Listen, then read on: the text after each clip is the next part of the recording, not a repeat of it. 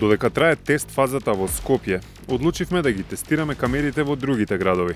Ке се обидеме да видиме како функционира тоа и на автопат, како функционира и во Куманово, како функционира и во Тетово. И официјално стартот на безбеден град и безбедна држава се одложува за 1 февруари.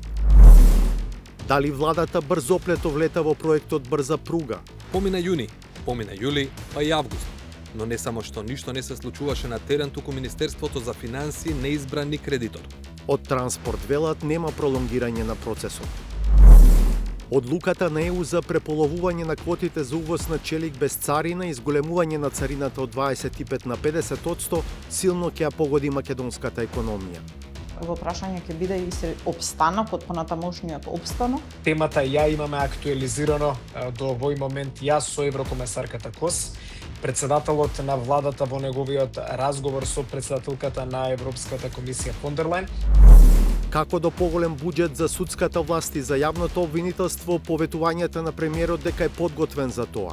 Значи сега не е проблемот толку кај судиите, туку имаме огромен проблем во службите. Верувам дека ќе ни се овозможат нови вработувања, барем одреден број.